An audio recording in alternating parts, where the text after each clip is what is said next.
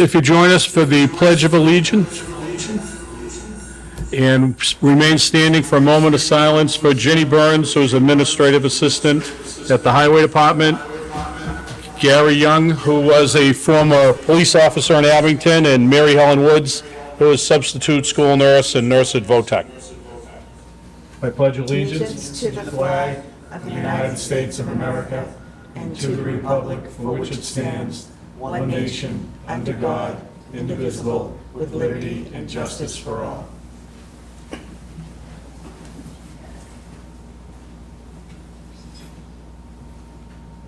Thank you. We're going to ask the Veterans Agent to come up first to give us an update on program he has. Thank you, Roger. So we do have our veteran hero banners that we are selling online. We have 46 of them so far that we just turned over to DPW last week, and they are going to begin putting them up this Wednesday through Thanksgiving. So we have 25 left that we are able and willing to take applications for.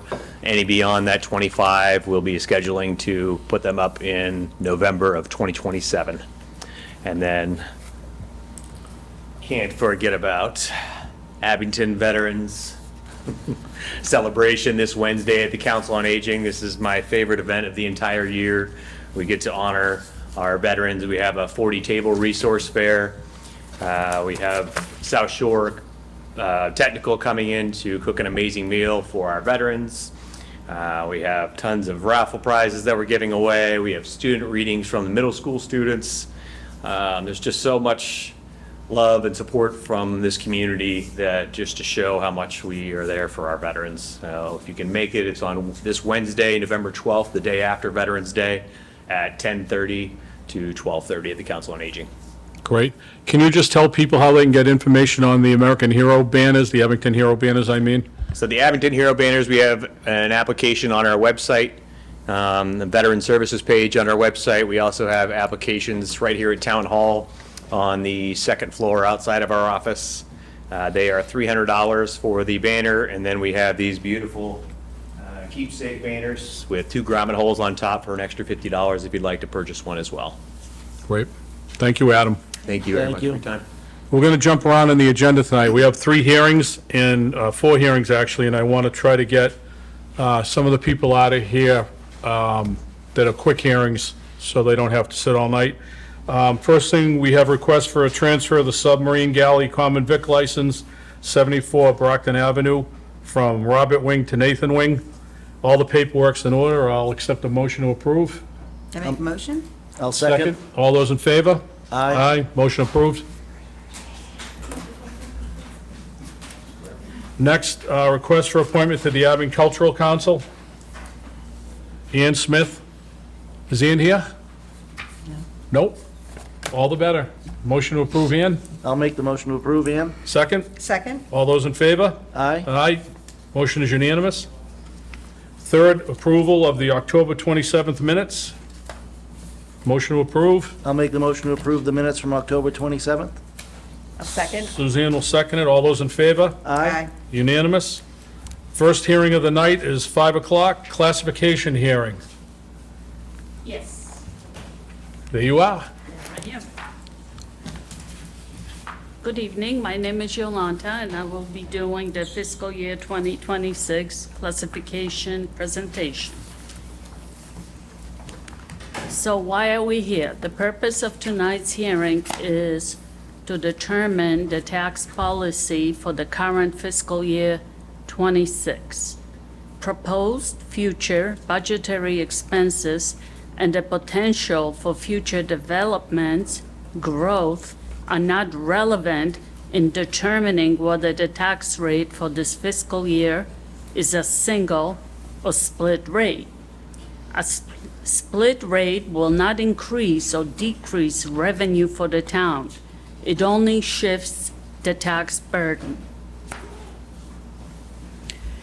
This slide shows allocation of the funds. It shows fiscal year '24 because the town has not submitted information for fiscal year '25 yet. Human services is health inspection, clinical services, special youth, council on aging, veterans programs, and public assistance. Public safety is police and fire.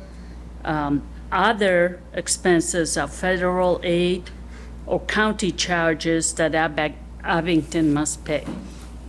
So, when discussing the tax rate, the Department of Revenue suggests considering the percentage of commercial and industrial properties compared to residential properties.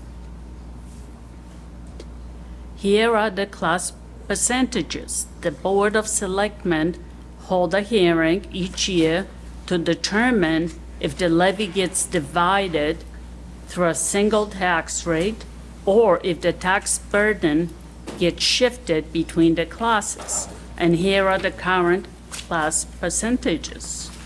The red is residential, 89.5037. Commercial is in the blue, 7.6803. Industrial is in the green, and personal property at 1.8648. Between 2003 and 2025, the number of Class 1 residential properties has increased by 583 parcels. The number of Class 3 and 4 commercial and industrial properties has decreased by 16 parcels. And the majority of the loss of commercial parcels is due to the Southfield land becoming exempt. Since there are so few CNI parcels, a shift offers minimal benefit to the residential properties. Fiscal year 25 versus fiscal year 26 tax rate. Fiscal year 25 tax rate is 1306. The proposed tax rate for fiscal year 26 is 1280, and that is a decrease of 26 cents.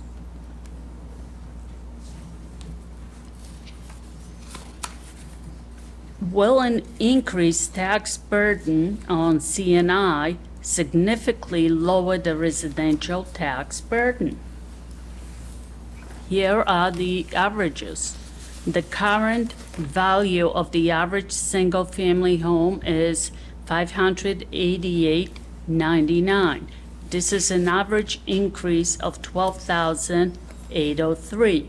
The taxes would be $7,527. Currently, 60% of all the single-family homes are valued at or below the average. 87 single-family homes are valued over $1 million, 2.26%. The current value of the average commercial property is $1,283,430. This is an average increase of $166,904. The taxes would be $16,427. Currently, 65% of all the commercial properties are valued under $1 million.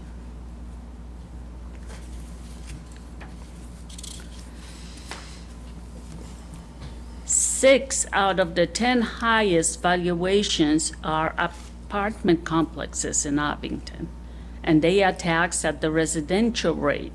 So on the left, you will see a list of the residential properties: 212 Bedford Street at $52 million, 303 Summer Street at $35 million, 121 Randolph Street at $22 million, 412 Summer Street, which isn't even fully built, at $21 million, 585 Chestnut Street, and 500 North Quincy Street.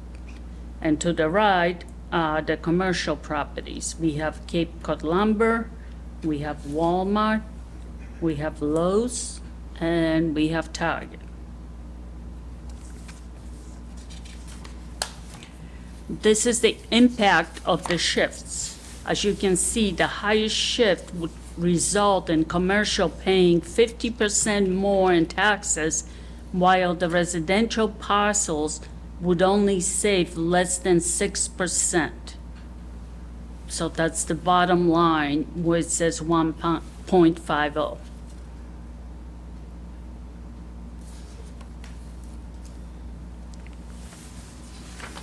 What is the mix of C&I properties? How much is big business versus mom and pop stores? The Department of Revenue considers C&I properties valued under $1 million to be small commercial.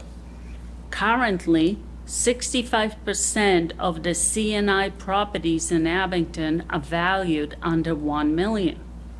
Properties like nursing homes and medical offices are classified as commercial, and all the apartment complexes are classified as residential. Will it slow big business development? Abington has commercial buildings that are vacant now. Splitting the rate would deter businesses coming in and filling those spaces, and would potentially drive both small and large businesses away. Abington only has 67 C&I parcels that are vacant land, and some are far too small to build on. Even, this one is important, even if the 5 highest valued C&I properties suddenly doubled in value, this would only drop the residential percentage of the overall makeup of the town to 88.06% versus 89.50%, because there's such a large difference in the number of C&I versus residential parcels. Is it a matter of principle or economics? While it is noble to want to ease the tax burden on the residents of Abington, it needs to be noted that only 22% of the businesses are owned by Abington residents. The registered voters of Abington vote to approve the budget levy. This means that more than 3/4 of the business owners in town have absolutely no say in how their tax dollars are spent, and they have no say in the debt exclusions. So here is outstanding debt schedule overview. We have the new middle high school, new police station, senior center purchase, and high school windows and doors. And on the right-hand side is the debt completed. No debt for the fire station and the new DPW complex has been added to this debt schedule. No debt for the South Shore VOTEC override has been added to fiscal year '26. And here are our historical class percentages based on residential percentage, commercial, industrial, and personal property. So for fiscal year '26, residential is at 89.5, commercial at 7.68, industrial at 0.95, and personal property at 1.86. Should the selectmen choose to shift some of the burden of the CIP, commercial, industrial, and commercial personal property, the shift may not be more than 100% of the original burden. Given this restriction, a minimum residential share with max shift is 84.2556, and our maximum CIP share is 15.7444. At the original limit, the share of the levy to be raised by each class would be as follows to get the single tax rate of 1280. So residential would be 89.5037, and the CIP would be at 10.4962.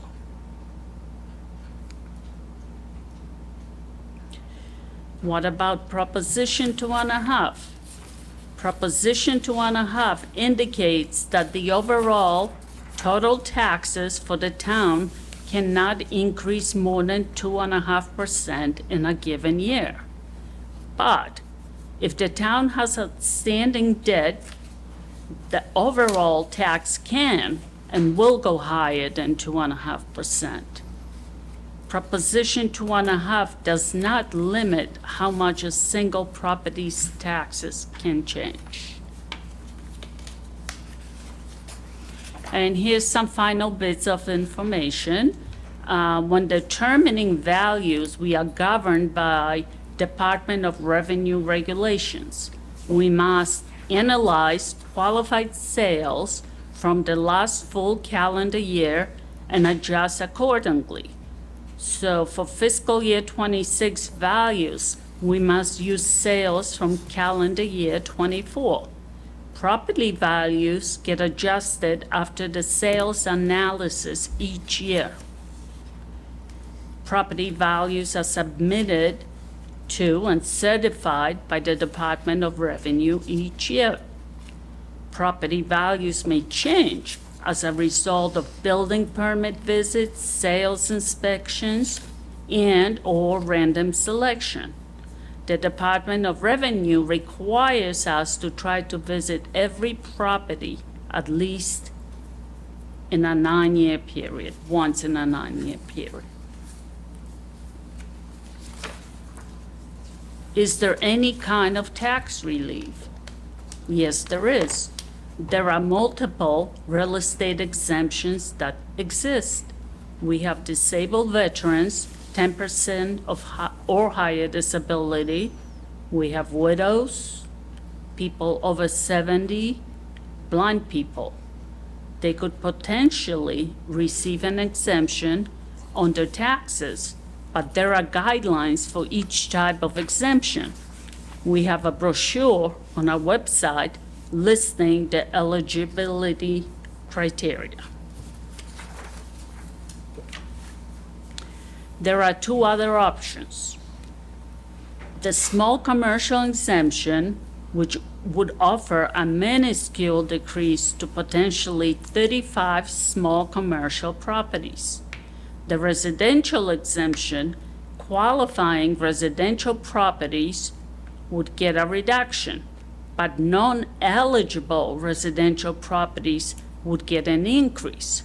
So basically, 1/3 of the residential properties would pay significantly more, so 2/3 could pay slightly less.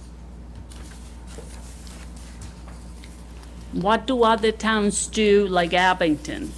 This slide was requested before. Listed below are towns like Abington in respective categories. This one is by population, fiscal 24 employees, total salaries, total value, residential percentage, and tax levy. The towns in red have a split tax rate.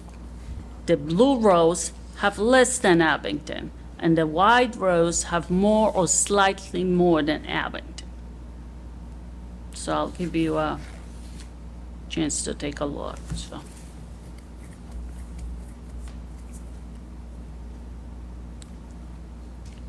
And this slide, in respective categories by public safety, education budget, single-family homes, condo units, and commercial parcels. Same thing, the red have a split tax rate, the blue rows have less than Abington, and the white rows have slightly more than Abington.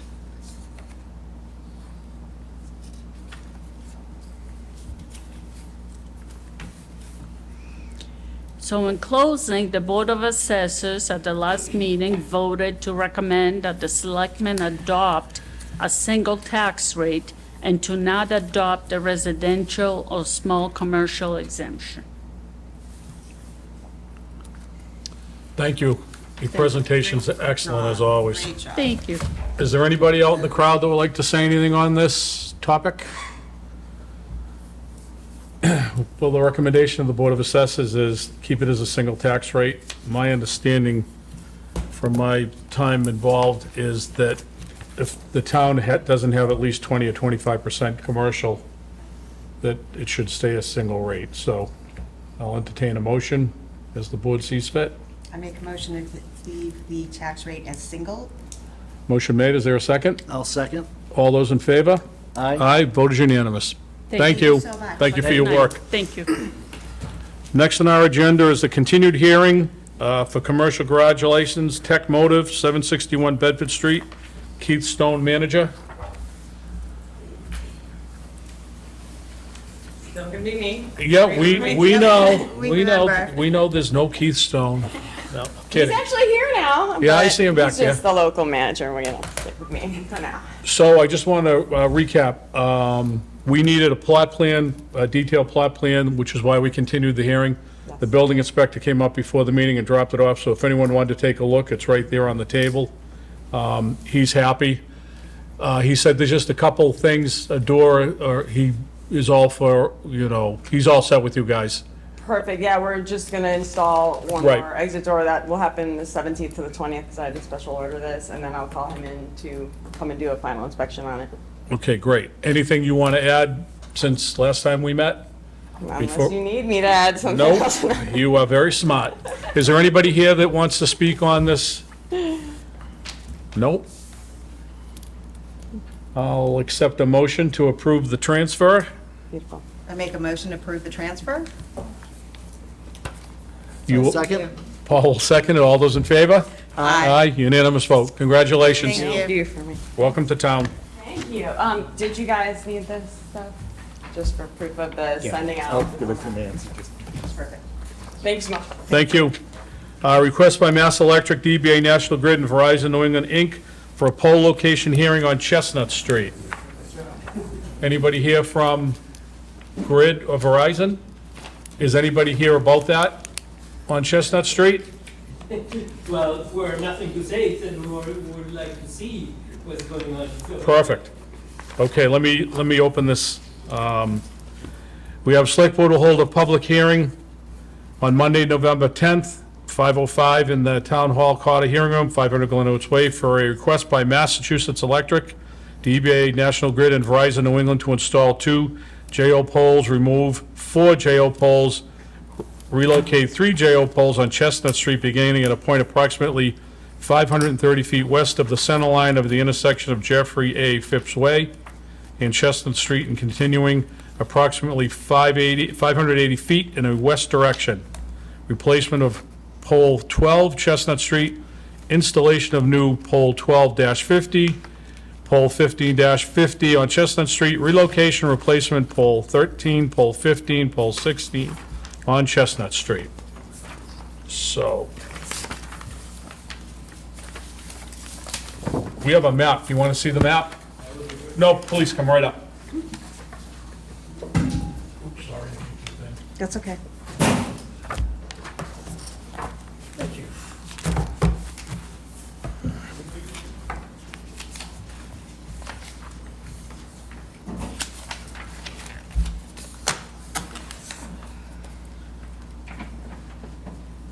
So we're going to have like a little pause so these nice people can get a chance to look at the map before we move forward.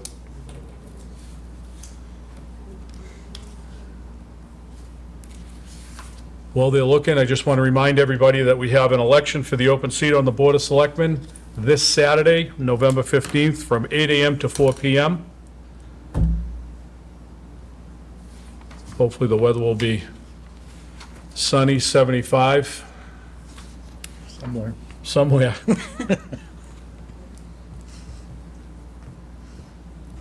Scott, do we know if any of these poles have anything to do with the rotary? I Because I don't, know they're all close to the intersection. yeah, I don't know if it's that's the reasoning behind it. It is quite likely that it's in preparation for that, yeah.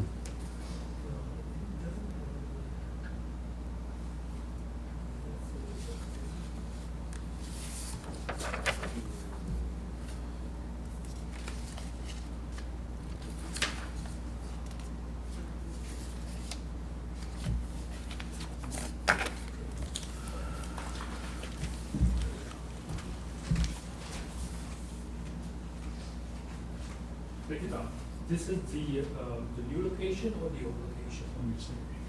Oh, sorry. Okay.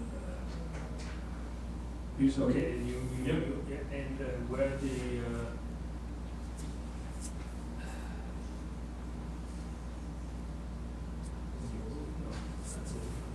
I don't think they're showing the old, I think they're showing the new.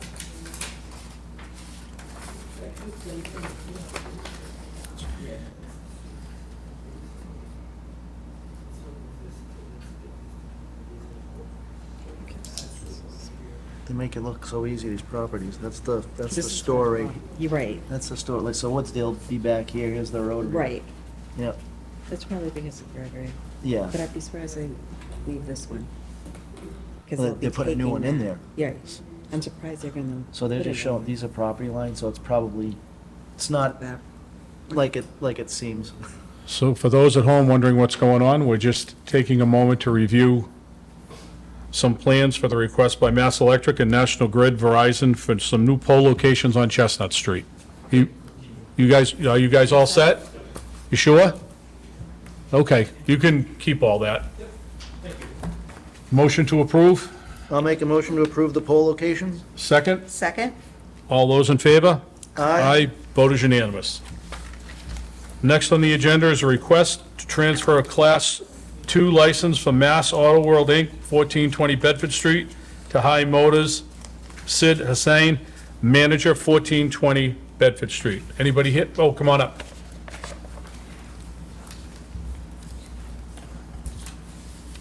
How you doing? Good, good. How are you, sir? Good. You want to just give us a rundown on what you're looking to do? We're going to do the used car dealership on that address. Okay. All right. Let's take a look. We have nothing from any of the inspectors on this one? I don't think there's any objections to it that I'm aware of now. Okay. Anybody in the crowd here for this one? Ellen?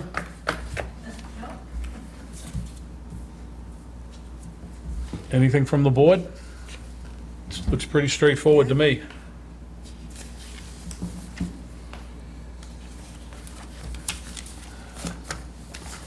Motion to approve? I'll make a motion to approve. Second? I'll second. All those in favor? Aye. Aye, vote unanimous. Just Thank you. follow the rules. Thank you. Okay, thank you very much. All right, Thank thank you. you. That's it. We want to thank Tachi TV again for covering another selectmen's meeting. Motion to adjourn. I'll make a motion to adjourn. I second. All those in favor? Aye. Aye. Have a nice night. Thank you.